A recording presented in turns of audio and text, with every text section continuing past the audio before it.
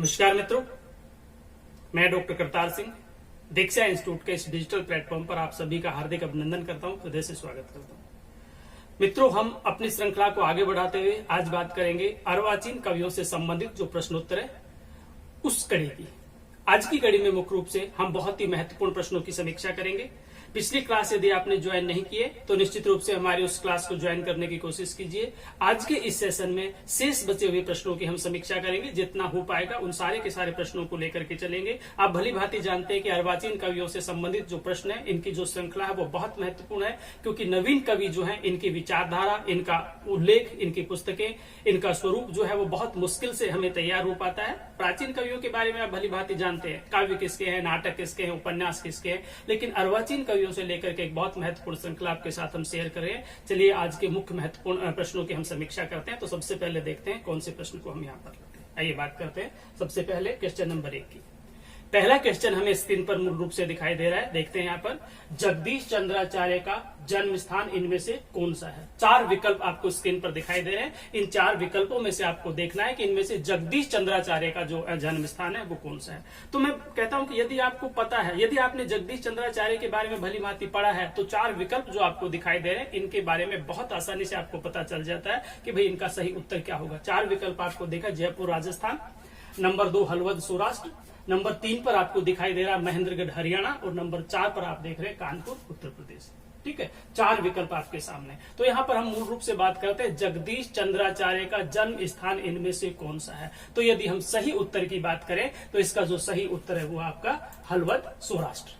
ठीक है, हरवद सौराष्ट्र। क्योंकि मैंने बताया कि आप जानते हैं भली भांति इस चीज को, आपने पढ़ा है, आपने उनकी जीवनी को पढ़ा है, उनके चरित्र को पढ़ा है, उनकी विषय वस्तु को पढ़ा है, सारे स्वरूप को आपको पढ़ा है। और केवल एक यही बात नहीं पड़ेगी कि आपने केवल जगदीश चंद्राचार्य के जन्म स्थान हरवद सौराष्ट्र को देख लिया। इसके साथ आपको यह भी देखना पड़ेगा कि जगदीश चंद्राचार्य की बहुत महत्वपूर्ण कृतियां कौन सी है। यदि इन्होंने गोविंद गीतांजलि लिखी है तो गोविंद गीतांजलि में किस चीज का स्पष्ट रूप से उल्लेख हुआ है, उसका दृष्टिकोण क्या है, उसकी विषय वस्तु क्या है, उसका कलेवर क्या है, ये सारे के सारे प्रश्नों को अपने को साथ लेकर के चलना। ठीक है, आइए हम नेक्स्ट क्वेश्चन को देख लें। अगला क्वेश्चन हमारे सामने आपके स्क्रीन पर दिखाई दे रहा है आपको।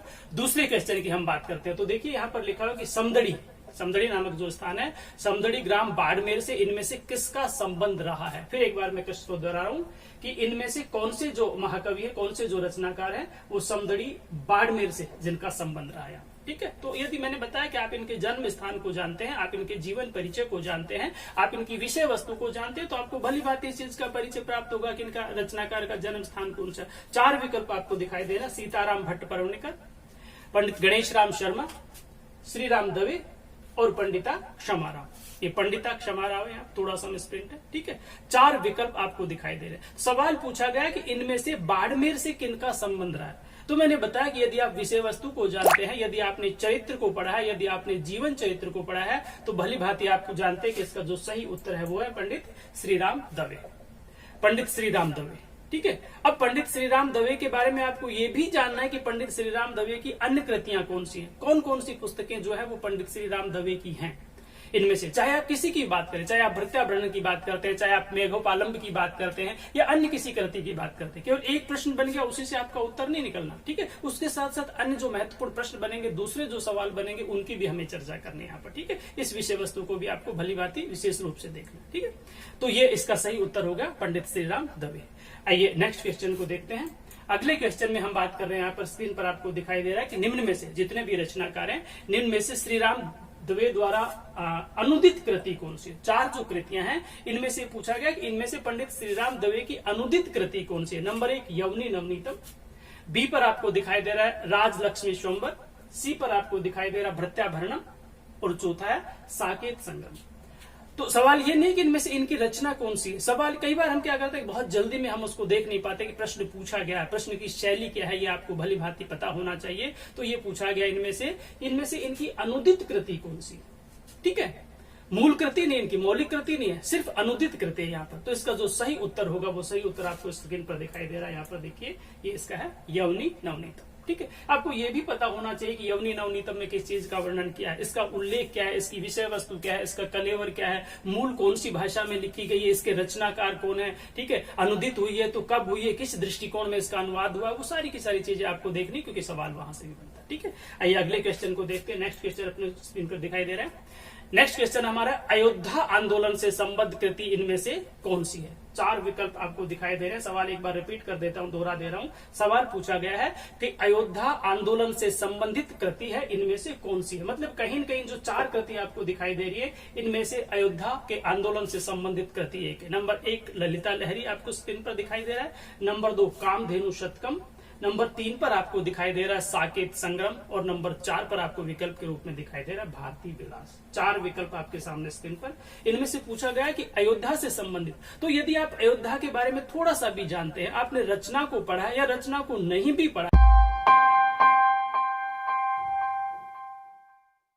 तो यदि आप भली भांति जानते हैं कि अयोध्या का प्राचीन काल में हम साकेत के नाम से अयोध्या को जानते थे, अयोध्या का प्राचीन नाम साकेत था, तो निश्चित रूप से मतलब ये परंपरा इसकी सही उत्तर होगा। अतः इसका सही उत्तर हो गया साकेत संग्रह। ठीक है, आइए अगले क्वेश्चन को देखते हैं। अगला क्वेश्चन हमें स्क्रीन पर दिखाई दे रहा है, काव्य सत्यालोक के रचनाकार इनमें से कौन है? फिर एक बार प्रश्न को दोहरा देता हूं, इनमें से काव्य सत्यालोक के रचनाकार कौन है? 4 विकल्प आपको दिखाई दे रहे हैं यहाँ पर। पंडित श्री राम दवे, नंबर 2 पंडित गणेश राम शर्मा, नंबर 3 ब्रह्मानंद शर्मा और नंबर 4 अंबिका दत्त व्यास।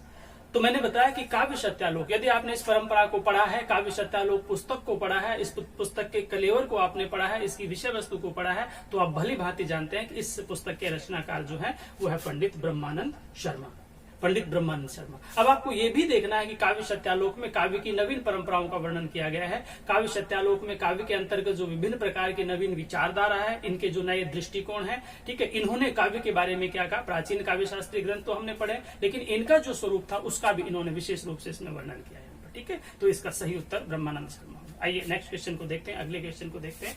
अगला क्वेश्चन हमें स्क्रीन पर दिखाई दे रहा है यहाँ पर, निम्न में से श्रमिकों के जीवन पर आधारित कृति कौन सी है? एक बार फिर रिपीट कर देता हूँ, ये 4 विकल्प आपको दिखाई दे रहे हैं, इनमें से श्रमिकों के जीवन पर, ठीक है, मजदूरों के जीवन से संबंधित कृति इनमें से कौन सी है? नंबर 1 रसालोचनम, नंबर 2 काव्य सत्यालोक, नंबर 3 तत्व शतकम और नंबर 4 भारती विलास। 4 विकल्प आपको दिखाई दे रहे हैं, तो इसका जो सही उत्तर होगा वो मूल रूप से होगा तत्व शतकम।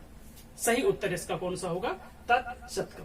तत्व शतकम, क्योंकि इसमें मूल रूप से श्रमिकों की समस्याओं का वर्णन किया गया है कि किस तरह से श्रमिक दिन रात मेहनत करते हैं, कैसे रात दिन अपना पसीना बहाते हैं, ठीक है, लेकिन उसका जो प्रतिफल है वो कोई और ही लूट ले जाता है, कोई और ही लेकर के चला जाता है। इस प्रकार की विभिन्न प्रकार की समस्याओं को यहाँ पर इस पुस्तक में उठाया गया है। समसामयिक दृष्टि से भी इसको हम पूर्ण रूप से वर्तमान समय में प्रासंगिक कृति कह सकते हैं, तो इसका सही उत्तर हो गया तत्व शतकम नामक कृति। ठीक है, आइए अगले क्वेश्चन को देखते हैं। अगला क्वेश्चन हमें दिखाई दे रहा है मूल रूप से श्रमिकों की समस्या के बाद जो नेक्स्ट क्वेश्चन है वो हमें दिखाई दे रहा है, डॉक्टर शिव सागर त्रिपाठी का जन्म स्थान इनमें से कौन सा है?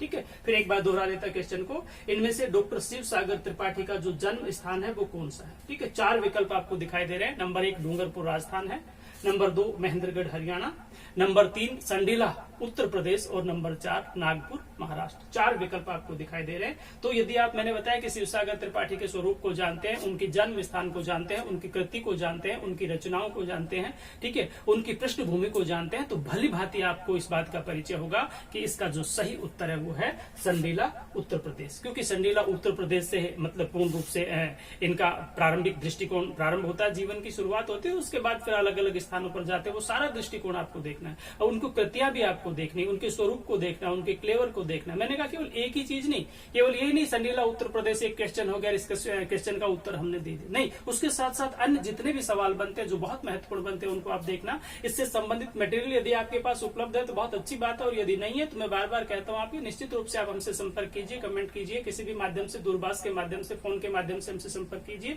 हमारी पुस्तक निश्चित रूप से हम आप तक पहुंचाने की कोशिश करेंगे। ठीक है, कहीं भी मार्केट में आपको उपलब्ध है, आप ले लीजिए। डॉक्टर करतार सिंह द्वारा लिखित पुस्तक संस्कृत के मूर्धन रचनाकार, अर्वाचीन परंपरा के लिए तो निश्चित रूप से रामबाण साबित होगी। आपको निश्चित रूप से थोड़े दिनों के बाद इस बात का पता चल भी जाए। आइए अगले क्वेश्चन को देखते हैं। नेक्स्ट क्वेश्चन हमें स्क्रीन पर दिखाई दे रहा है। अगला क्वेश्चन हमारा जो है उपलब्ध होता है, इसमें से देखिए कि शरण रक्षणम नामक कृति के जो रचनाकार है वो इनमें से कौन है? एक बार फिर मैं क्वेश्चन को दोहरा देता हूं कि इनमें से शरण रक्षणम नामक कृति के रचनाकार कौन है? 4 विकल्प आपको दिखाई दे रहे हैं। Number 1 Shri Ram Dave, number 2 Ganesh Ram Sharma, number 3 Shiv Sagar Tripathi और नंबर 4 पंडित हरिराम आचार्य। तो इनमें से यदि हम शरण रक्षण कृति के रचनाकार की बात करें तो निश्चित रूप से इसका जो उत्तर है, सही उत्तर वो निकल के आएगा पंडित शिव सागर त्रिपाठी।